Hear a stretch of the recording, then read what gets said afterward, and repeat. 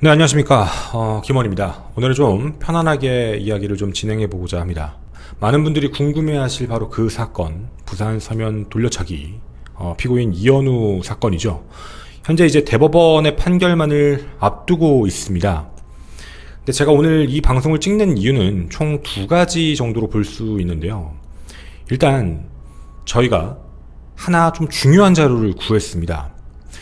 1심 끝나서 12년, 근데 항소심 때 많은 분들의 노력으로 결국에는 징역 20년, 그리고 이제 강간 등 살인 미수 혐의가 되었죠. 그렇게 하고 전자장치 부착부터 나중에 출소하면 신상공개 대상, 성범죄자 알림에도 올라가는 그런 상황까지 되면서 잘 마무리가 되는 줄 알았는데 억울하다며 상고를 했고 현재는 대법원으로 올라가 있는 상황입니다.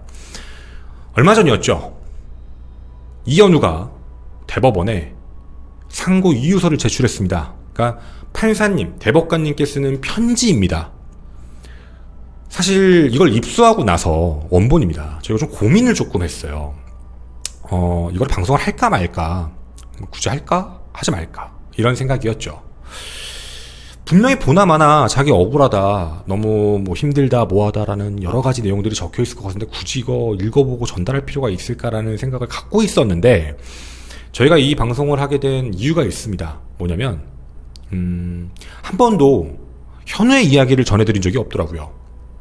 제가 여기 이현우가 형인가요? 동생인가요? 어쨌든 이현우 얘기를 한 번도 전해준 적이 없는데 이현우가 엄청 장문으로 무려 13장에 따른 판사님께 상고유서 편지를 썼더라고요. 그래서 현우의 이야기를 처음으로 좀 들어봐 보고 싶습니다. 도대체 얘는 뭔 생각으로 이랬을까? 그리고 현우의 이야기에 대해서 제가 조목조목 반박을 좀 해주려고 해요. 분명히 현우는 그렇게 얘기했어요. 지은 죄만큼 처벌받고 싶다. 항소심 때 그랬죠? 본인도 기억할 거예요. 해서 저도 본인이 딱 받고 싶은 만큼만 이기 때문에 그걸 그렇게 전해드리고 싶습니다.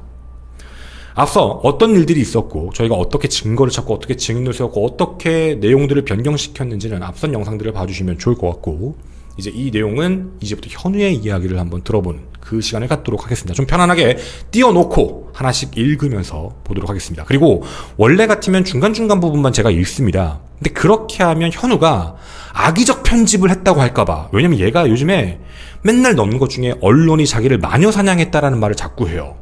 그래서 본인이 그렇게 말을 했으니까 단 한 줄도 빼지 않고 본인이 쓴 그 내용을 하나씩 읽어서 한번 현우의 이야기를 세상에 전해보고자 합니다.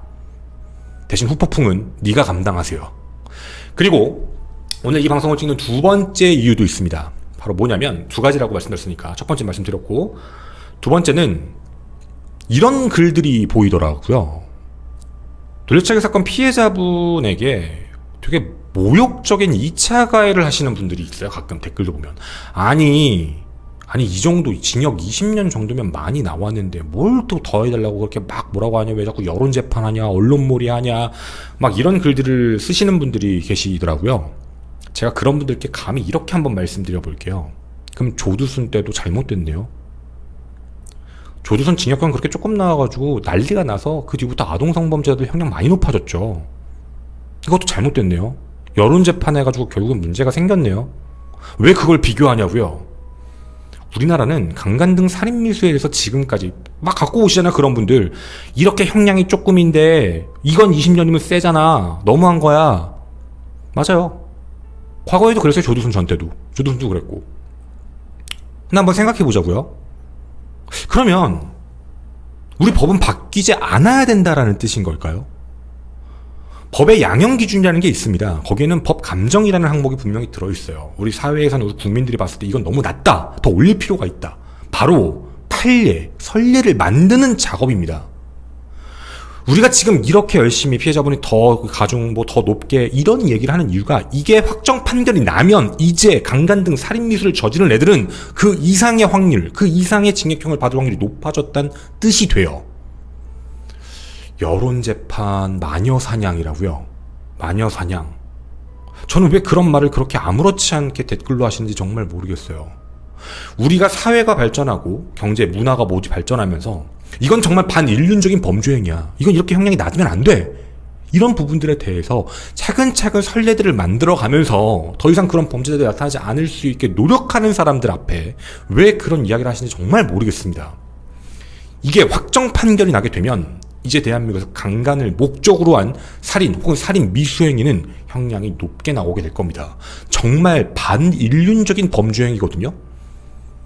그동안 낮게 나왔던 거에 비교하시면서 이거는 너무 높게 나온 거니까 그만해 라고 얘기한다는 그 자체가 모순인 거예요. 형량을 낮게 줘도 된다라고 얘기하고 계신 거예요. 그러면 조두순도 당시에 막 그렇게 하면서 징역 그렇게 13년 나왔을 때 사람들이 너무 적어라고 얘기한 것도 여론재판 그런 식으로 얘기하는 거예요. 높아져야 됩니다. 우리가 할 수 있는 역할들이에요. 우리가 함께. 이건 좀 잘못됐어. 누군가 개인의 생각으로 이건 형량을 더 올려야 되라는 게 아니라 보통 우리가 살아가는 국민들이 바라봤을 때 잘못됐다. 더 높여야 되는 게 맞다. 라고 해서 올라가는 단계들이요. 제발 2차 가해를 멈춰주십시오. 부탁드립니다. 이런 걸 몰라서 아무 생각이 없이 그냥 그래서 불편한 것 같아서 그냥 그렇게 얘기하고 싶으신 분들이라면 이제 아셨으니까 고쳐줬으면 좋겠고, 그게 아니시라면 제발 조금만 더 생각을 하시고 사회로 나오셨으면 좋겠습니다. 자, 이 두 가지 이유를 품고 저희는 현우의 편지를 보도록 하겠습니다. 바로 상고 이유서입니다. 피고인은 2024년 6월 10일 살인미수죄로 부산 고등법원에서 징역 20년형의 선고를 받아 상고했다. 강간 등 살인미수입니다. 얘는 일부러 이러는 겁니다. 이해가 가시나요? 자기는 인정할 수 없답니다. 1심에 있었던 내용을 가지고 적어놨어요. 자기 강간 등 살인미수인데 이게 싫다라는 거죠. 원심의 형량이 너무 무거워서 부당하다. 원심의 판단은 헌법, 법률, 명령, 규칙을 위반하였거나 법률을 오해하여 판결에 영향을 미친 위법성이 존재한다. 이게 바로 항소의 이유입니다. 7월 24일에 제출했습니다. 지금부터 현우의 편지를 한번 읽어볼 건데요. 미리 좀 말씀드리겠습니다. 이런 편지 대부분 다 기승전결은 비슷합니다. 앞부분 후회. 어떤 일을 저질렀고 후회한다, 그립다, 반성한다, 왜 그랬는지 모르겠다. 다 원래 이런 식으로 시작되는 감성 영역이 있습니다. 무슨 언어 영역 강사 같죠. 감성 영역이 존재하면서 그 감성 영역이 끝나면서 그럼에도 자기한테 조금이라도 좀 뭔가 억울한 부분이 있기 때문에 이런 건 좀 바꿔주세요라며 자신의 본래의 목적을 밑에 적어놓게 됩니다. 자, 지금부터 첫 번째 섹션 감성적 영역을 한번 들어가 보도록 하겠습니다.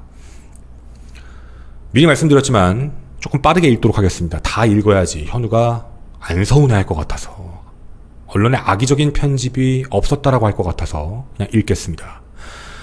존경하는 대법관 분들께 상고의 이유를 올립니다. 좀 빠르게 읽을게요. 본 피고인 땡땡땡땡땡땡은 사건을 항소심에서 징역 20년형을 선고받고 불복하여 상고를 했습니다. 피고인은 그저 얕고 짧은 생각으로 행한 무책임하고 반사회적인 제 행위가 얼마나 큰 사회적 결과를 초래하고 피해자에게 잊을 수 없는 상처를 주었는지 피고인의 어리석고 아둔한 인간입니다. 네, 자아성찰 늘 나오는 결과죠. 엄벌에 처하고 지탄을 받아도 피고인은 할 말이 없습니다. 네, 그러시면 참 좋겠는데 반성하겠습니다. 할 수 있는 것이 있다면 무엇이나 할 생각으로 극단적으로 반성하겠습니다. 돌이켜보는 제 악행과 무지함에 대한 시간들이 저를 더욱더 힘들고 슬프게 만들지만 어떤 어려움이 있다 하여도 반성하고 또 반성하겠습니다. 피해자에게 죄송합니다. 부모님께 죄송합니다. 그 어떤 미사오도 저의 잘못을 합리화할 수 없습니다. 이게 뭐라고 적었는지 모르겠지만 긴 사건일지 모르겠습니다. 얼마나 긴 사건일지 모르겠습니다. 얼마나 힘들고 얼마나 많이 인내해야 할지도 모르겠습니다. 살면서 누구에게도 좋은 사람이지 못했다는 생각도 합니다. 그저 제 개인의 이익과 목적을 위해 남에게 사소한 상처를 주어도 대수롭지 않게 여기며 살았고 늘 가까운 곳만 보며 아니라고 아둔한 판단과 선택을 했습니다. 그리고 20대 대부분을 이곳에서 보내야만 했습니다. 깜빡 얘기죠.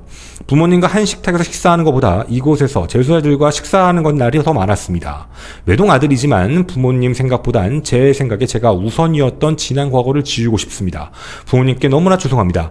제가 20년형을 선고받았지만 뭐라고 적은 거예요 이거. 네. 부모님께는 제 걱정만 하고 계십니다. 눈물이 납니다. 3심 상고는 하지 않으려고 했습니다. 너무나 힘들었습니다. 너무 많이 문드러져 있었고 자신도 없었습니다. 하지만 부모님께서 끝까지 해보는 게 낫다고 말씀하셨고 미심쩍은 부분들도 있다고 하셔서 저도 생각하고 또 생각해서 처음부터 끝까지 생각나는 부분들을 적었고 이렇게 상고이유서를 작성해봅니다. 2심 재판부에서는 언론, 여론 등의 잘못된 내용들을 바로잡지 못하고 의식을 많이 해서 제대로 된 재판을 받지 못했지만 3심 대법원 최종 판결을 내리는 엄중하신 대법관 분들이 계시니 면밀히 검토해 주시고 살펴봐 주실 거라는 생각이 듭니다. 자, 여기까지가 감성 영역이었습니다. 자, 일단 요 내용들에 대해서 먼저 좀 설명을 드리면서 가보도록 하겠습니다. 감성 영역 파트에 대한 이야기인데요. 반성합니다라는 부분들은 당연히 원래 있는 부분입니다. 뭐 부모님 얘기하는 것도 늘 당연한 얘기입니다. 감성적인 얘기를 하는 부분에서는 자기에 대한 불행한 가정사 뭐 이런 부분들이 어쨌든 참작이 되기 때문에 당연히 늘 수밖에 없는 대목으로 보입니다. 근데 여기서 보게 되면 얘가 얼마만큼 나쁜 사람인지에 대해서 좀 얘기를 하고 싶어요. 현우야 잘 들어라. 들을 수 없겠지만 여기에 내용들을 보게 되면은 이런 거 살면서 누구에게도 좋은 사람이지 못했다는 생각이 듭니다. 그래서 제 개인의 이익과 목적을 위해 남에게 사소한 상처를 주어도 야 너 그 사건 일으켜 다른 건 얘기 안 할게. 너 그 사건 일으키고 나서도 여자친구 너 감춰주게 한 다음에 너 깜빵 들어가서 여자친구 협박했잖아. 편집을 해서 어디 산다 뭐 한다. 너 그거 사소한 상처야? 얘가 얼마만큼 반사회적인지를 사실 볼 수 있는 대목이거든요. 사소한 상처를 줬대요. 자기 아무것도 모르고 감싸줬다가 그 도망치는 거 숨겨줬다가 그 재판까지 올라간 전 여자친구 있잖아. 위협 편집을 했잖아. 뭐 집 주소 뭐 보내고 너 가만 안 둔다 뭐 이런 얘기하면서 사소한 상처를 줬대요. 그리고 얘가 얼마나 제가 볼 때 반사회적인 느낌이 강하냐, 반사회적인 인격장애라고 하죠. 그 느낌이 되게 많이 강한 게 여기 앞에 있는 말투들을 보면 죄송합니다, 반성하겠습니다, 어리석었습니다, 뭐합니다, 뭐 부모님 어쩌고 저쩌고 합니다, 뭐합니다 이렇게 적혀 있잖아요. 근데 여기서 갑자기 뭐 외동아들 뭐 20년간 그동안 20대의 대부분을 감옥에서 보냈습니다. 뭐 밥도 같이 제대로 못 먹었습니다. 막 이런 얘기를 이제 와서 반성하는 듯이 이제 해보고 싶은데 너무 아쉽다 뭐 이런 얘기를 하고 있잖아요. 근데 궁금한 얘기가 있어요. 얘 그동안 이런 반성만 안 썼을까? 얘 전과가 몇 개인데? 얘 이전 전과에서도 똑같이 이랬어요. 예전 전과에서 이거 먹혔거든. 그러니까 얘는 지금 똑같은 얘기 또 하나. 그때 밥 먹지 새끼야. 범행을 저지르지 말고. 되게 이상한 얘기거든요. 그러니까 자신의 이익과 목적을 위해 남에게 사소한 상처를 주어도 대수롭지 않게, 이게 바로 사이코패스예요. 아무렇지 않게 사는 거. 근데 이제 와서 식사하고 싶대. 정말 감성적인 얘기하지 않아요? 식사를 하고 싶다? 외동아들인데. 부모님이 당연히 그러실 수도 있죠. 부모님이 야 그래도 끝까지 해보자 혹시 모르니까. 맞아요. 부모님 핑계대지 마. 네가 상고한 거잖아. 자기는 상고하기 싫었대. 나는 상고를 포기하고 싶었대. 너 솔직히 말은 똑바로 하자. 내가 들은 게 있는데 너 항소심 선고받고 어이없어 했잖아. 항소심 때 형량 올려가서 죄명 더 인정돼서 징역 20년으로 올라가다가 그 위치 추적 전자장치에다가 저기 뭐야 성범죄자 알림이까지 올라가는 거 다 됐을 때 너 분노했잖아. 내가 못 들었을 것 같니 그거? 넌 거기서도 넌 구치소에서도 넌 어떤 말도 행동하면 안 돼. 너 거기 눈과 귀가 되게 많아 생각보다.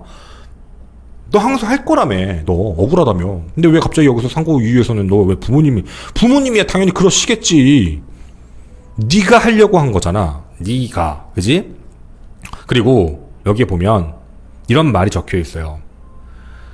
여기 위쪽 부분에 보시면 미심쩍 위에 어디냐. 너무 많이 문드러져 있었고 자신도 없었습니다. 하지만 부모님께서 끝까지 해보는 게 낫다고 말씀하셨고 미심쩍은 부분들도 있다고 하면서 저도 생각하고 또 생각해서 처음부터 끝까지 생각나는 부분들을 적었고 이렇게 상고이유서를 작성해 봅니다. 부모님 얘기를 듣고 이걸 이렇게 바로 했다고? 2심 판결 선고가 언젠데? 야 너 진짜 빠르다. 너 이거 1심 때도 그랬고 2심 때도 그랬잖아. 똑같은 거잖아 내용. 무슨 소리 하는 거야. 똑같잖아. 대법관도 다 알아. 네가 쓴 서류들 다 보거든. 그 전 거도. 아유 인간아. 자 어쨌든 1교시 감성영역 파트인데요. 늘 똑같습니다. 감성영역 파트는 그냥 자기가 느낀 감정에 대한 부분을 얘기하는 거예요. 내가 현우를 많이 배려해서 이거 다 읽긴 했는데 악의적 편집을 했다고 할까 미안한 얘기 하나 할게요. 1교시 감상평은요. 하나도 안 불쌍해요. 네가 저질렀고요. 네가 범법행위를 저질러서 네가 깜빵 가 있었고요. 나와서도 또 저질러서 또 깜빵 가서 네가 재소자들하고 밥 먹은 거지. 부모님하고 밥 얘기할 필요가 없어 너는. 아예. 그러니까 난 정말 이해할 수가 없어요. 진짜 그냥 감성팔이 해가지고 어떻게든 그냥 깎아보겠다라는 결론입니다. 1심. 근데 1교시는 미안하지만 판사도 그렇게 신경 쓰지는 않을 거야. 대법관의 입장에서 네가 그동안 한 짓거리가 있어서. 자, 이제 2교시로 가도록 하겠습니다. 2교시 영역은 바로 변명 영역입니다. 무슨 소리냐? 아까 위에서 그랬죠. 자, 문맥의 흐름상 살펴보게 되면 위에서 나 되짚고 미심쩍은 부분을 되짚고 봤더니 무언가 좀 미심쩍은 부분이 있어 생각나는 대로 한번 적어보았습니다 라는 되게 무심코 던진 말처럼 아주 엄청나게 꼼꼼하게 적어놨습니다. 지금부터 자기한테 어떤 억울함이 있었는지를 한번 살펴보도록 할게요. 2022년 5월 21일 토요일 오후 6시 친구 조카 돌잔치가 있어서 어떤 데에 가가지고 축하해주고 저녁 10시쯤 서면 2번가에 가서 지인과 뒤풀이 술자리를 가지게 되었어요. 그렇게 4차까지 술을 마시고 시간상 5시간 정도 지났습니다 라는 아주 상세하죠. 그리고 서면 1번가로 넘어갔고 마침 여자친구가 전화가 와서 집으로 안 오냐고 하길래 간다고 말했고 카카오티 택시를 폰으로 이용하기 시작했습니다. 그때 시간이 5월 20일 새벽 3시 3시쯤 지났습니다. 하지만 그 시간대에 번화가라서 그런지 사람들도 귀가하려고 택시를 부르려고 보이는 상황이라 쉽게 택시가 감이 잡히지 않았습니다. 그렇게 여러 차례 카카오티 이용하여 블랙 택시를 불렀고 그 와중에 폰이 꺼졌습니다. 배터리가 다 되어서 말입니다. 그래서 근처에 있는 노래 연습장으로 가서 폰을 충전시키고 20분 정도 눈을 붙이고 있었고 다시 일어나서 폰을 켰습니다. 폰을 켜서 카카오 택시가 배차 성공이 되었는데 제 폰이 꺼져 있어서 택시기사님이 전화를 하였는데 제가 받질 않으니 취소가 되어버렸습니다. 할 수 없이 다시 택시를 불렀고 몇 차례 더 불렀지만 안 되었고 그 와중에 또 폰이 꺼져버렸고 저는 다른 곳에 택시를 잡으러 가는 길에 피해자와 마주쳤고 자 여기까지 내용입니다. 자, 변명 파트 1. 자, 우리 이제 뭔가 분석을 좀 해야 되니까 여기까지. 그래서 뭐 어쩌라고? 너가 집에 가려고 했던 거 뭐 어쩌라고? 그러니까 집에 가려고 했던 거니까 범죄의 목적이 없었다. 애초부터 계획이 없었다. 뭐 이 얘기하는 거야? 아니, 도대체 그래서 뭐 어쩌라는 건데 이거? 그러니까 네가 그렇게 했고, 그러니까 팩트만 얘기해줄게. 너 술 많이 먹었지? 술을 되게 많이 먹었고, 너 잠 잤지? 그럼 좀 깼겠네? 술 더 안 먹었어. 술이 계속 깰 것 같은데 좀 잤다며 또 뭐 20분도 충전을 했는데 그지? 너 이거 다 기억하네? 이야 기억이 나는구나. 역시 좀 취했는데 자고 일어나면서 많이 깼나봐. 기억이 잘 나네. 와 아주 정확해. 좋아. 물론 이렇게 얘기하면 넌 또 수사 열람표를 봐서 정확하게 하는 거다라고 변명을 하겠지만 오케이 알겠어. 그럼 너는 술이 좀 깬 상태 같은데 그지? 근데 가다가 자 이제부터 시작됩니다. 자 두 번째 파트 갑니다. 변명 2교시 변명 영역의 두 번째 파트. 저는 다른 곳에 택시를 잡으러 가는 길에 피해자와 마주쳤고 저를 쳐다보면 뭐라 하면서 욕을 한 듯한 말이나 환청을 들어 피해자가 무선 이어폰을 장착하고 있었다고 합니다. 납득할 수 없겠지만 이유 없이 묻지마 폭력을 행사하는 것도 아니고 강간을 목적으로 피해자를 비롯한 여성을 물색한 것도 아닙니다. 라는 각주를 달았네요. 따라가서 폭행을 한 것입니다. 제가 행한 행동에 대해서는 크나큰 후회와 반성뿐입니다. 정말 그렇게 앞에 길게 쓰더니 여기는 너무 날려치기를 하시네요. 현우야 봐봐. 너 앞에 엄청 자세하지. 너 제일 중요한 파트가 이렇게 짧아. 너무 짧아. 뭐야? 왜 이렇게 짧지? 아니 앞에 봐봐. 너 뭐 몇 시에서 어디서 술 먹고 뭐 하고 해서 뭐 몇 분 동안 폰 충전하고 잠자고 깨다 또 안 되고 또 블랙 부르고 블루 부르고 하고 이거 뭐 엄청 자세한데 넌 여기 너무 건너뛰어. 기억이 안 나니? 아니 너무 신기해요. 저를 쳐다보면서 욕을 하는 듯한 말이나 환청을 들어. 너 혼자. 더 웃긴 거 얘기해줄까? 너 남잔지 여잔지도 몰랐다며. 너가 그랬잖아 현우야. 남잔지 여잔지도 몰랐다. 따라갈 때 남자라고 생각하고 따라갔다. 여자인지 몰랐다. 네가 그렇게 얘기했지. 그리고 날카로운 질문 하나 들어왔잖아 판사님한테 그때 2심 때. 그럼 목소리 들렸다는 목소리는 남자냐 여자냐? 너 얼버무렸지? 너 들은 거 맞니? 야 그 판사님들이 바보 같냐? 너 아직도 이 주장을 고수하는 거야? 욕을 하는 듯한 환청. 그 욕이 어떤 거냐라고 얘기했을 때 그것도 기억 못했잖아. 왜 그게 기억이 안 날까? 정말로? 너무 신기해. 난 지금도 이해가 안 가는 대목이거든요. 너무 짧아요. 그 여기서는 전형적으로 자기 방어적인 말만 해요. 당시 상황에 대해서 구체적으로 얘기하고 있지도 않아요. 봐, 얘가 원래 썼던 문맥상 흐름대로 한번 가볼게요.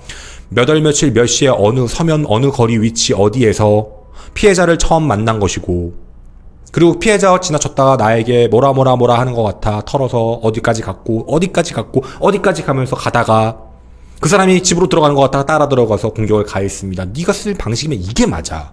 안 하네? 왜 안 하지?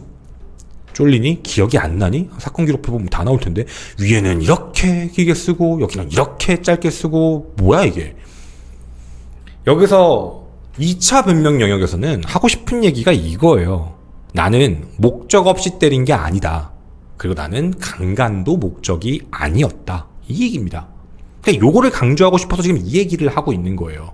이해가 되시죠? 얘의 주장입니다. 현우의 주장. 그래서 욕해서 가서 때렸다. 이거예요. 환청인지 뭔지 모르겠는데 욕해서 가서 때렸다. 이거예요. 이거. 자, 그럼 현우야, 우리 100번 1000번 양보해서 한번 생각을 해보자. 좋아. 욕을 해서 화가 나서 따라가서 때렸어. 그럼 내가 한번 물어볼게. 상대방을 날 욕한 것 같아서 기분이 나빠서 따라갔는데 여자라는 걸 네가 첫 번째 공격하고 알았다 그랬지. 발로 차고 나서 여자라는 걸 인식했다고. 공격을 했어. 그러면 두고 가면 되잖아. 왜 들춰업어? 나 너무 궁금해서 그러는 거야. 너가 지금 욕한 게 기분이 나빠. 환청이 들렸어 그냥. 나한테 욕해서 너무 기분이 나빠. 술도 취해야겠다. 그래서 가가지고 따라갔어. 따라간 목적이 뭐야? 네 말대로 네가 지금 때리려고라며. 때리려고 따라갔습니다. 그럼 때렸으면 끝난 거지. 왜 사각지대로 끌고 가? 그 이유는 뭔데? 왜 설명을 안 하니? 되게 답답한데 뒤에 쓰겠지? 너 이거 되게 이상한 말이야. 이 말 자체도. 제가 한 행동에 대해서는 크나큰 후회와 반성뿐입니다. 반성을 하면 아닥을 하고 있어야지. 제가 피해자를 이제 나오죠. 자, 이제 변명영역 2교시 변명영역 3부 파트 들어갑니다. 제가 피해자를 들쳤고 CCTV 사각지대로 데려가서 엘리베이터에 소리가 났고 사람이 나올까 겁이 나서 옮겼습니다. CCTV상 그런 흔적이 없어. 무슨 소리 하는 거야? 7분가량 있다 그 자리에서 나오는 것에 많은 의문과 의혹이 많은 거 알고 있습니다. 아는구나. 현우야, 알고 있구나. 다행이네. 이제라도 알아서. 그전에는 뻔뻔하게 얘기하더니. 하지만 저는 성폭행 등 성범죄를 하지 않았습니다. 계획적인 범행도 아니었고 순간 화가 나서 우발적인 범행을 한 것입니다. 죄송합니다. 저는 현재 그 당시 택시를 부른 시간과 장소 등 모든 기록을 카카오 본사에 의뢰해 놓은 상태이고 답신이 오는 대로 첨부하겠습니다. 그리고 저의 사건 전날 오후 당일 새벽 행적 동선을 쉽게 쓰도록 그림으로 그려서 밑에 첨부해 넣고 CCTV 폭행 장면 영상에 나오는 그곳을 그려 다 같이 이거 첨부하겠습니다. 밑에 들어가 있더라고요.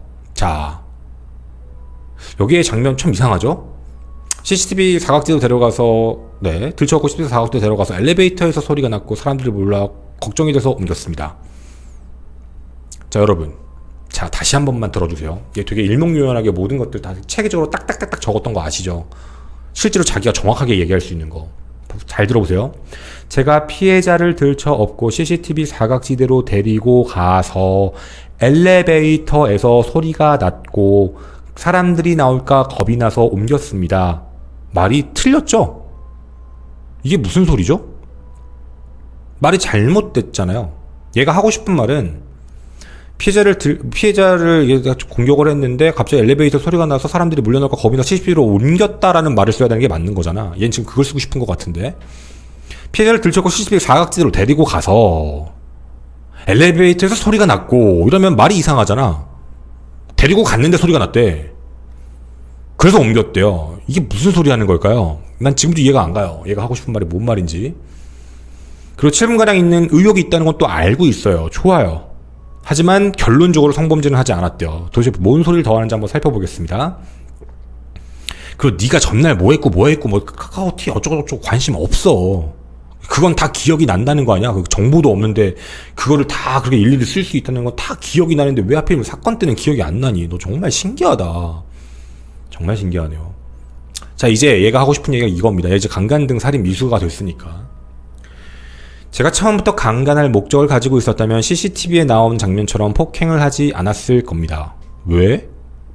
이렇게 폭행을 할 만큼 강간의 목적이 강했다면 저는 무조건 강간을 했어야 되는 겁니다. 왜? 2심 재판 과정에서 검찰 쪽 증인 3명이 나와서 증언을 할 때 말들이 달랐습니다. 자, 가볼게요. 증인 1. 청바지 버튼 반쯤 풀려 있었고 지퍼가 반쯤 내려가 있었고 청바지 골반에 걸쳐 있었고 채모가 살짝 보였고 청바지와 바닥에 소변이 흥건했다. 증인 2. 청바지 버튼 쪽이 벌려져 있었고 지퍼가 반쯤 내려가 있었고 채모나 속옷은 본 적 없고 청바지가 골반에 있어 배꼽과 배꼽 밑 속살이 보여 바지를 똑바로 고쳐주었고 청바지가 젖어 있거나 엉덩이를 물어있는지 못 봤다. 손목 현장 찾아볼 수가 없었다. 당시 응급대원 경찰까지 여러 명이 있었지만 그런 말은 안 나왔다. 증인 3. 청바지 버튼 지퍼 모두 정상이었고 청바지를 그냥 벗기니 그냥 풀리지도 않았고 속옷이 왼쪽 걸쳐져 있었다. 피해자는 청바지 검증을 할 때 상세한 말을 하였다. 이걸 보고 열심히 장난질을 치고 있는 내용입니다. 자, 현우야, 너도 알고 있지 않니? 증인 3, 나 누군지 알아요. 이거 구급대원 얘기한 거잖아. 이것 때문에 처음에 우리도 성범죄 입증 못한다고 생각해가지고 다른 증인을 찾은 거야. 여기 증인 1, 2가 왜 다른지 얘기해줄게. 다른 이유 덮었거든. 누가 덮었거든.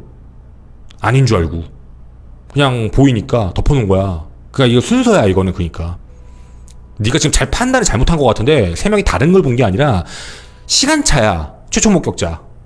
그 다음에 이제 경찰 구급대원 경찰 오는 순서가 달랐거든요. 그 상황을 얘기하는 거예요. 그래서 서로 본 게 달라. 그러니까 이거 어떻게 보면 그래서 이거 초동수사의 실패거든. 그래서 이것도 사건이 이래서 꼬인 거야. 사실은 맞아. 지금 얘가 얘기하는 건 사건이 꼬였던 이유에 대해서 얘가 지금 이걸 증인으로 대명해가지고 얘기하고 있는 거. 이거 사건 다 아는 내용이면 다 아시는 내용이에요. 우리 같이 얘기 이거 많이 했었거든.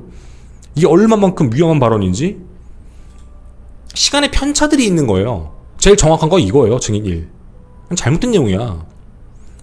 뭐가 어쨌든 근데 이건 판사님들 당연히 아시죠. 증거들이 다 있는데. 맞아요. 그리고 여기 증인 3은 피해자 언니 그 응급실에서 얘기했던 거. 증인으로 나오는 게 모순이래. 왜 모순이야? 왜? 현장에 있었으면 모순이 아니지. 뭔 소리 하는 거야. 그리고 이제 여기가 억울하다고 얘기하는 거예요. 대검 유전자감식반에서 DNA 재감정을 4주 동안 면밀히 진행했고 1심 재판전 과정에서 2차례 속옷, 밴드 부분 DNA 감정을 했지만 DNA가 나오지 않았고 속옷 밴드 부분을 한 것과 제가 손으로 피해자의 속옷을 내버렸다면 지문이 나와야 하는 곳, 그곳인데 나오지가 않았다. 요 얘기예요. 지문이 없었다. 피해자 청바지 버튼 지퍼, 속옷에 어떠한 저의 DNA 이런 것들이 나오지 않았다. 피해자 가디건 이런 거나 청바지에서는 4점이 나왔다. 청바지에서 지문이 많이 났어도 속옷에 없다면 확정적 증거, 직접적 증거, 이거 누가 도와준 것 같다. 안 되는 거라 생각한다. 속옷이 아닌 청바지에 DNA가 나왔고 강간 등 살인으로 공소 변경이 된다는 게 이치에 맞지 않는다고 생각이 들며 선고 21일도 12일만 준다는 언론, 여론에 물타기 하는 것밖에 생각이 되지 않는다. 2심 선고 끝에 재판장님이 저에게 제가 피해자에게 육정을 느껴 강간할 마음을 먹고 따라가서 피해자를 실시간 정도 폭행을 하고 성폭행 도구로 생각을 하였다라고 하면서 저는 강간을 무조건 해야 되는 사람으로 프레임을 씌워놓고는 성폭력, 유사성의 성범죄에 대한 증거 부족이라고 합니다. 그치. 성범죄 행위는 강간 등 증거 불충이 되어야 한다고 생각했지만 판례형이 높아진 게 가혹합니다. 자, 이게 뭐의 문제인지 얘기해 줄게요. 그럼 현우야, 청바지에는 왜 묻었을까? 현우야, 역으로 얘기를 해볼게. 왜 묻었을까? 너가 지금 속옷에는 나온 게 없다 이렇게 얘기를 하고 있잖아. 근데 왜 청바지에는 묻었을까?는 왜 얘기를 안 할까? 이유는 이 사건 초동수사 경찰이 실패했어요. 이거는 명실상부한 팩트예요. 초반에 했었어야 되는 게 맞아요.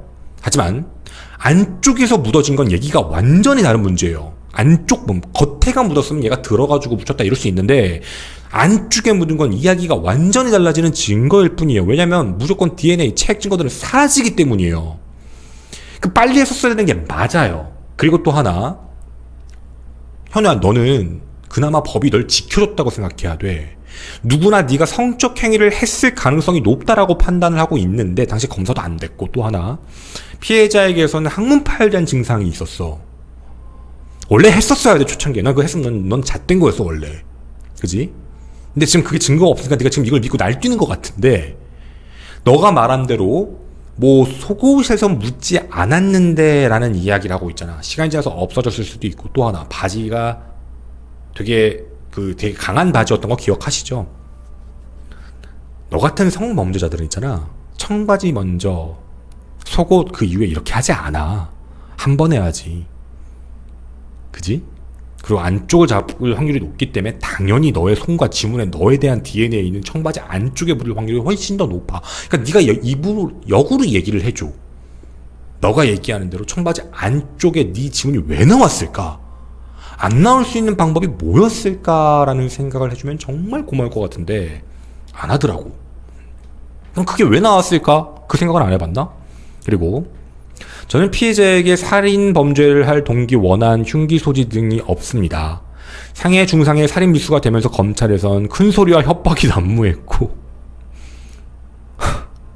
아유 우리 현우 협박으로 느꼈어. 아유 우리 현우 아유 이게 검찰에서 협박을 했구나.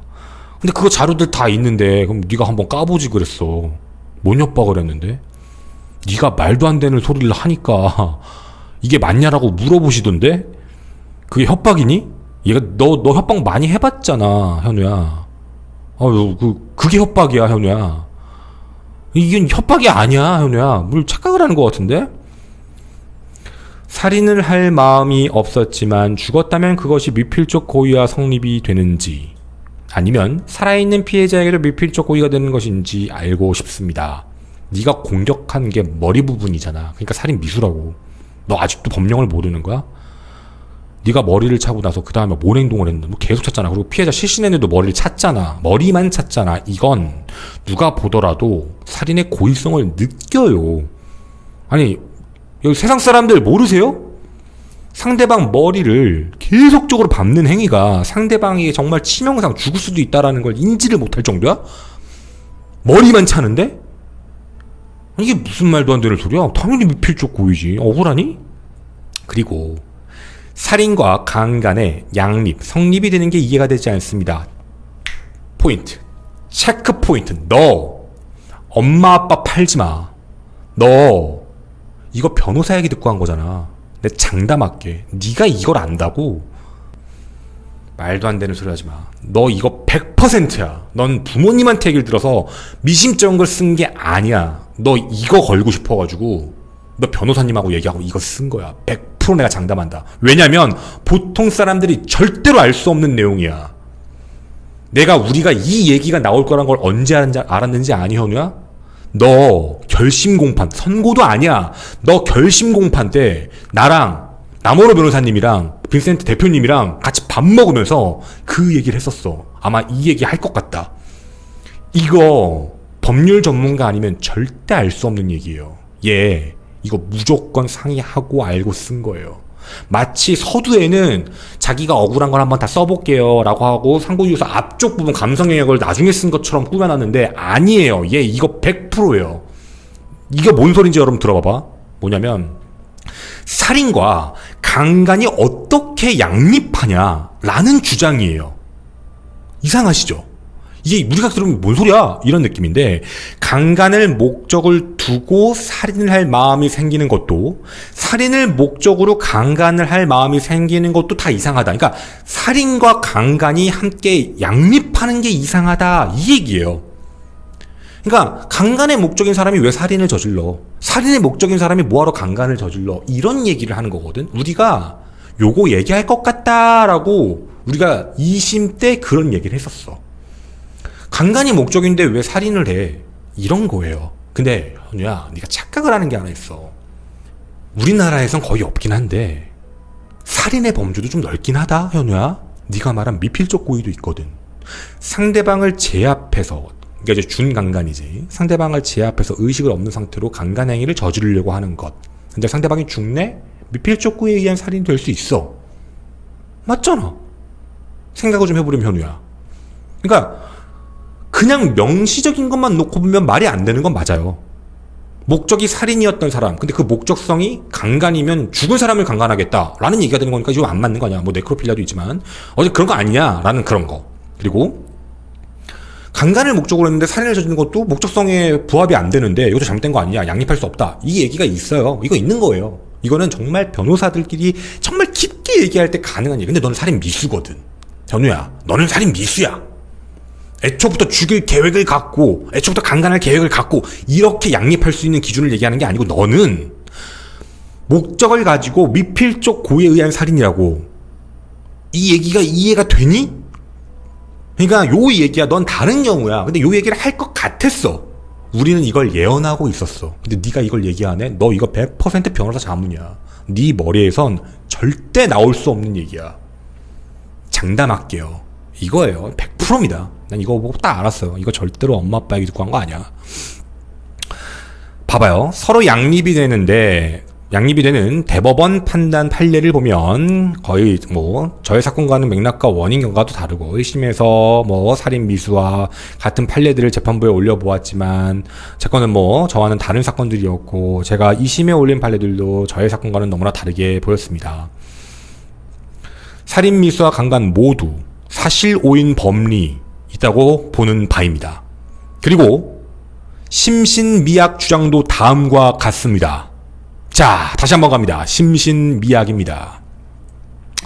저는 술을 많이 마셨고 사람마다 술, 주량, 주사, 행동거지가 다 다르고 또한 사건 48시간 전에 정신과 약을 복용하였지만 오랫동안 꾸준히 복용을 하였기에 약 기운이 맴돌 수밖에 없고 다른 사람들은 듣지 못하는 첫, 소리 등 듣는다라고 적시되어 있습니다.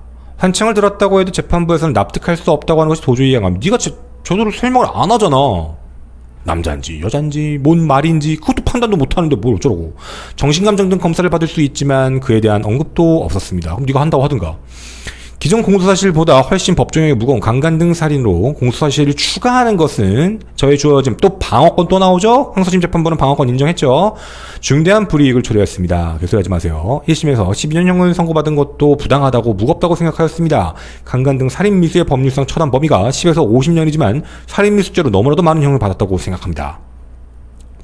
피해자는 엘리베이터를 기다리고 있다 갑자기 뒤에서 둔탁한 것으로 맞아서 그 자리에서 기절을 했다고 하지만 손으로 머리를 감싸는 등의 행동을 보면 기절하지 않았습니다. 얘가 얼마만큼 반사회적 인격 장애인지 느껴지세요? 제가 이런 비교를 대면 안 되는 건 맞는데요. 얘가 이런 얘기를 함부로 하면 안 되는 게 사람이 예를 드는 걸로 말씀을 드릴게요. 혹시 교통사고 나보신 분들 계세요? 교통사고에 충격이 세게 오잖아. 그럼 교통사고 난 직후에도 의식이나 호흡이나 이렇게 움직임은 약간씩 있을 수 있거든? 기억을 못해. 순간적인 충격이 강하면 기억이 안 나거든? 다 지워져요. 당연한 거야. 이런 부분들은 이게 이제 너무나도 큰 충격이 오는 거기 때문에. 그리고 사람은 이제 본능적으로 방어하는 기질이 있잖아. 지금 피해자분은 아무것도 기억이 안 나시는 상황이죠. 근데 머리 감싸는 게 기절하지 않은 행동이어서 한 거래. 그리고 제가 폭행한 부분은 머리 부비가 아니고 얼굴 부분이래요. 얼굴 부분에 다발성 찰 같은 경우에는 골절도 없대. 피해자분이 반영구 장애를 얻을 뻔한 건 머리 공격인데? 그러니까 얘는 지금 얘기하는 게 여기와 여기가 다르다라고 얘기하고 있는 거지. 정말 여기 부분을 때리거든요. 현우야 진짜 발악한다. 현우야 좀 추잡스럽긴 한데 너 너무 좀 추잡스럽다. 나도 영상을 다 봤는데 너 왜 그러냐?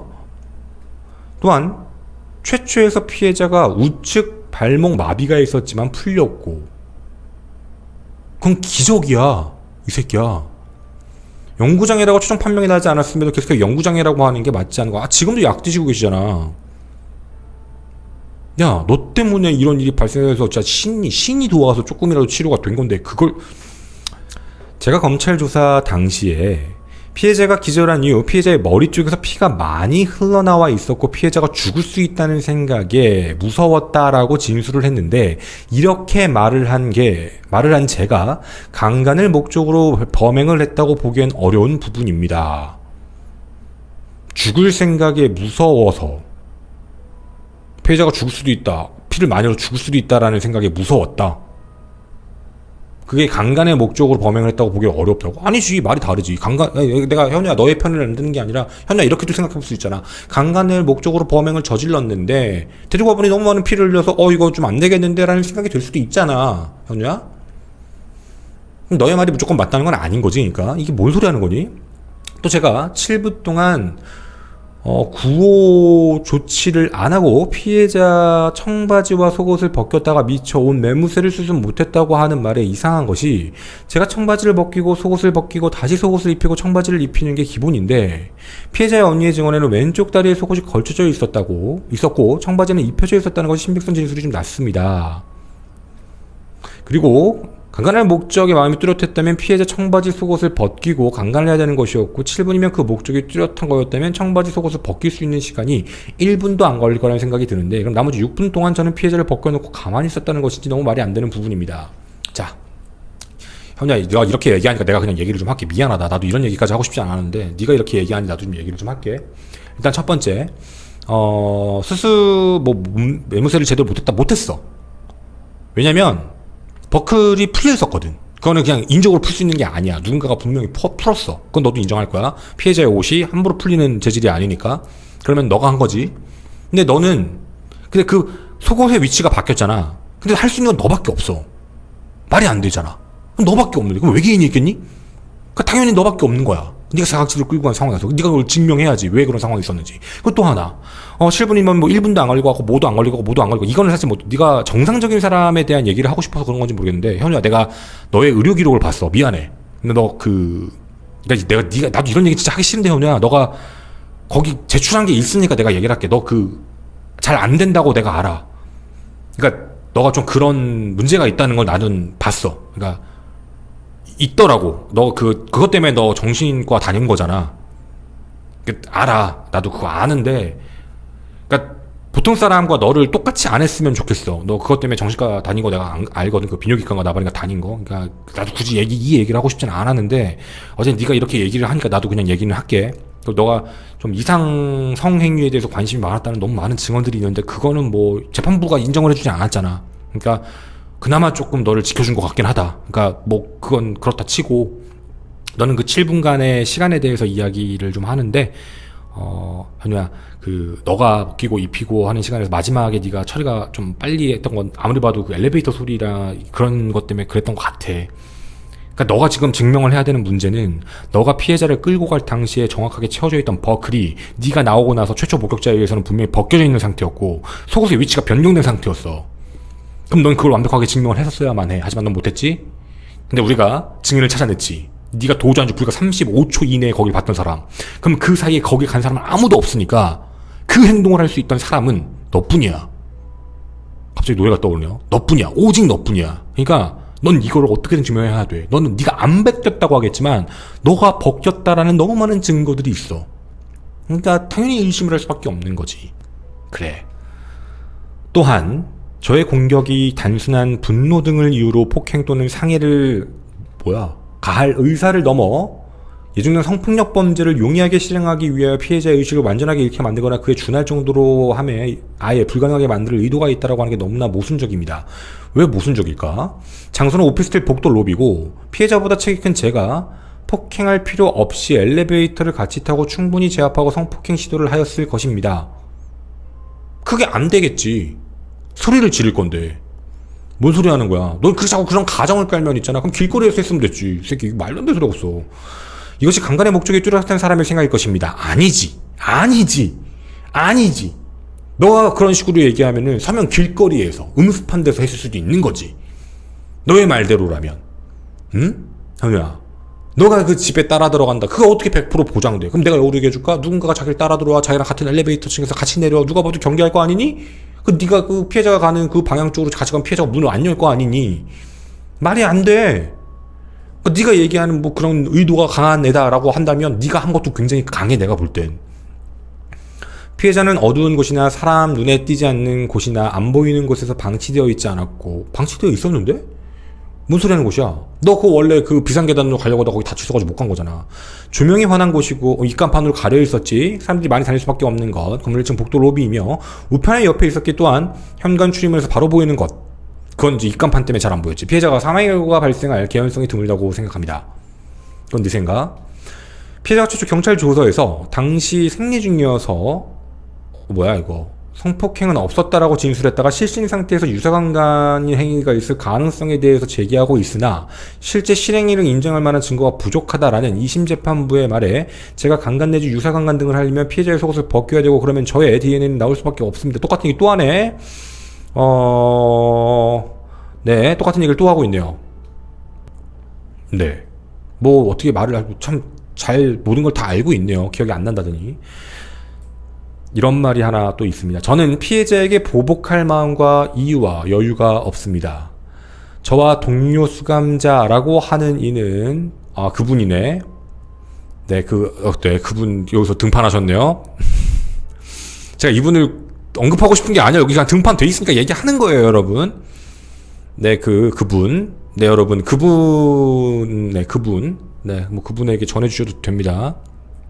이제 유튜브에서 같이 구치소에 있었다라고 얘기하면서 언론에 얘기하셨던 한 분이 계시죠. 네, 그분에 대한 얘기며, 원래 없는 말을 지어내서 하는 방송 컨텐츠를 많이 하고, 이 유튜버가 자신의 구독자와 조회수를 늘리기 위한 계략과 모합하여 이로 인해 수익도 생겼으며 그것을 넘어 피해자에게까지 없는 말을 지어내고 또한 같은 방 동료 땡땡땡에까지 회유하며 출소하면 BJ를 시켜주겠다. 현재까지 연락을 합니다. 라고 하며 저에 대한 없는 말들을 지어낸 것에 대해 저는 고소 고발 진행한 상황이며 이 어처구니 없는 말 들은 피해자는 어떤 심정일지 가늠할 수가 없습니다. 네, 모르겠습니다. 이 사람이 보복행위를 했다, 가해행위를 하려고 한다라는 이야기는 나왔었죠. 그쪽에다가. 어디냐. 전 여자친구한테 했던 내용들이 사실 있었으니까. 근데 어쨌든 자기에게 그런 얘기를 했다라고 얘기하는 사람에 대해서는 자기가 너무 억울하다라는 주장을 펼치고 있다라는 내용인데요. 네, 한번. 이거는 두고 보자고요. 네, 한번 두고 보고 얘기를 한번 해보자고. 요 내용은. 자기가 그렇다고 하니까. 이건 사실 사건하고 관련 없잖아. 네, 그리고 요 내용들 쭉 이렇게 모든 게 유튜브, 언론 등 말도 안 되는 것들에 방송되면서 바로 잡을 수 없게 색안경을 끼고 바라볼 수밖에 없는 것 같습니다. 판사님들 안 그래요? 존경하는 대법관분들, 최종 판결을 앞두고 있는 주인이지만 특이점, 상의할 점들이 있습니다. 부디 제 사건을 보다 많이 살펴봐 주시고 확인해 주시면 감사하겠습니다. 잘못을 저지른 피고인이고 벌을 받아야 하는 것도 잘 알고 있습니다. 제 나이 32살에 징역 20년은 너무 많습니다. 무기징역과 다름없는 이 형량을 받아들이기엔 너무나 두렵고 무섭습니다. 다시 한번 죄송합니다. 이만 상고이웃을 마치겠습니다. 끝까지 읽어주시길 바라고 읽어주셔서 감사합니다. 고마워요. 저도 다 읽었어요. 현우에게 이런 얘기를 좀 하고 싶어요. 반성을 안 했어요. 반성을 하지 않은 상태이고요. 누가 보더라도 이걸 반성했다라고 보긴 어려워요. 철저하게 변호사와 상의한 끝에 내용을 작성했다라고 밖에 안 보여지고, 내용에 대한 부분을 크게 나누게 보면 감성 영역과 변명 영역으로 나뉘게 되는데, 여러분들도 느껴지시지 않나요? 자기가 얘기할 수 있는 부분은 굉장히 구체적으로 얘기하는데 불리한 부분들에 대한 내용들은 거의 다 날려버려요. 그리고 기억이 안 난다라는 등 되게 얼토당토하는 얘기들만 많이 해요. 이게 항소심 때도 굉장히 많은 악영향을 끼쳤던 내용인데 그걸 똑같이 썼네요. 왜냐면 3심 대법원은 법률심입니다. 그러니까 서류로만 판단하죠. 이렇게 재판을 안 해요 따로. 이렇게 하고 이제 기일이 잡히면 바로 처리를 하게 되는 내용인데요. 일단 요 내용을 진행하셨던 변호사님의 이야기를 한번 듣고 오도록 하겠습니다. 네, 결국에는 상고를 했습니다. 대법원으로 자신이 억울하다라고 이야기하며 자신의 이야기를 들어달라. 바로 부산 서면 돌려차기 사건 피해자 피고인이죠. 네, 이현우의 그 상고 이유서를 저희가 이제 입수를 하게 되었는데요.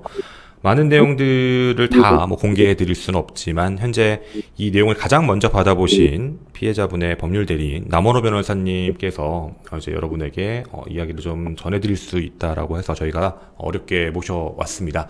남원호 변호사님 안녕하세요. 네, 안녕하세요. 네, 저희 오늘 이제 이 상고 이유서가 이제 올라왔고 이 내용에 대해서 한번 같이 말씀을 좀 나눠볼 생각인데. 당연히 권리니까 상고를 하는 건. 근데 상고 이유서를 처음 보셨을 때 어떤 느낌이셨는지 궁금하거든요. 우선 상고유서를 읽고 나서 직후에 생각이 들었던 것은, 이 사람은 그러니까, 교화가 될 가능성이 굉장히 낮구나라는 생각을 먼저 했고요. 그 이후에 곧바로, 정말, 부끄러움이 정말 없는 사람이구나. 이런 사람은, 피해자가 아니라 피해자를 대리하고 있는 사람으로서도 충분히 분노감을 느낄 수가 있었고, 피해자였다고 하면, 이것은 분노를 넘어서 공포심까지도 느낄 수 있는 그런 상고 이유서였다고 생각합니다. 네네. 이 내용에 대해서도 피해자분도 받아보셨을 것 같은데 피해자분도 많이 놀라셨을 것 같아요. 정말 뭐 이 정도까지 글을 썼을까 싶을 만큼. 물론 뭐 자기 억울하다라고 주장을 하고 있는 것 같은데, 변호사님이 보셨을 내용 중에 뭐 당연히 여러 가지가 있겠지만, 진짜 가장 이건 너무 심하다 싶은 글귀나 이런 말 혹시 있으실까요? 네, 뭐, 일단은 많은 부분들이 사실상 이제 반성이나 어떤 사과의 내용이기보다는, 사실상의 이제 궤변에 가까운 주장을 늘어놓고 있는 상황입니다. 그리고 중간중간에 이제 표현들을 살펴보게 되면은, 어, 특히나 제가 이제 충격적으로 봤던 것은 이런 글귀가 있습니다. 본인 스스로도 이제 이렇게 얘기를 해요.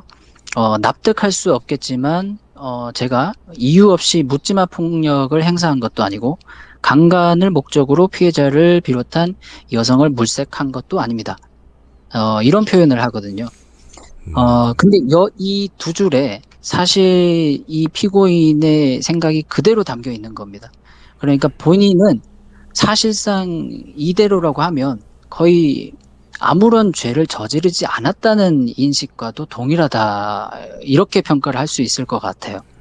그래서 굉장히, 피고인으로서는 지금까지 이 사건을 본인이 저지른 죄를, 달게 받겠다는 생각은 뭐 추호도 없고, 오히려 나를 피해자가 언론화시키고 여론몰이를 해서 나를 더 억울한 상황으로 만들었다. 그런 내용들이 주된 내용인 어떤 상고 이유서였습니다. 네네. 뭐 많이 답답하시겠지만 뭐 많은 분들도 이제 궁금해하실 것 같아요. 이 대법원이라는 것도 또 뭐 재판이 오랫동안 진행되냐. 왜냐면 이제 대법원이 어떤 판단을 한다는지는 보통 분들은 거의 이제 잘 모르는 내용이니까. 대법원에서는 그럼 이제 남은 절차가 어떻게 될까요? 네, 대법원은 이제 상고심으로서 우리나라에서는 이제 법률심을 담당을 하고 있습니다. 그러니까 이제 앞선 이제 1심과 2심과는 다르게 공판 절차는 열리지 않습니다. 현장에서 공판은 열리지 않고 1심과 2심에서 모아졌던 사건 기록을 가지고 법률적으로 검토를 하고 그 다음에 선고기일을 지정을 해서 드디어 이제 판결문을 선고를 하게 되는 것이죠. 지금까지 이제 그 대법원의 이제 진행하는 이제 속도나 어떤 진행하는 어떤 통상의 예를 비추어 보면은 재판부에서 검토를 하고 판결 선고가 나오기까지 상당한 시일은 이제 걸릴 것으로 생각을 하고요. 그래도 늦어도 한 올해 이제 말까지는 아마 선고가 될 걸로 예상을 하고 있습니다.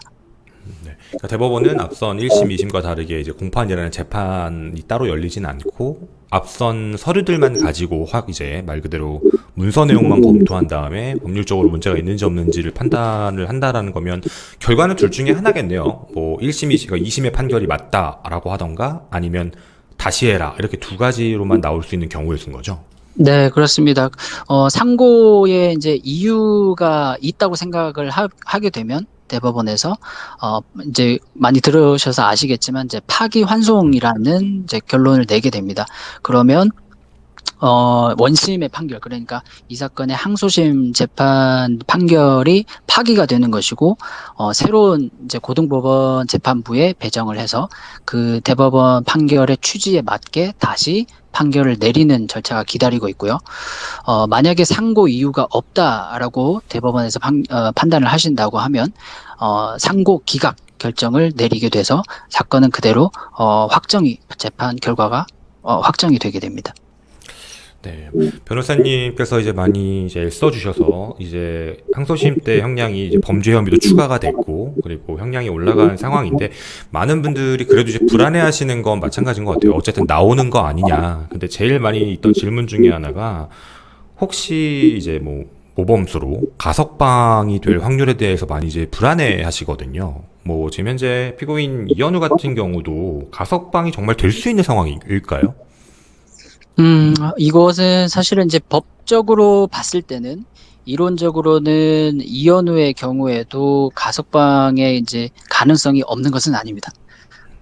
뭐냐면 우리나라에서는 가석방 없는 종신형 제도나 이런 것들이 아직은 이제 도입이 되어 있지 않는 상황이고, 가석방이라고 하는 제도 자체는 존재하기 때문에 뭐 이현우와 같은 강력범의 경우에도 이론적으로는 그런 가능성 자체는 있는 상황인 거죠. 네네.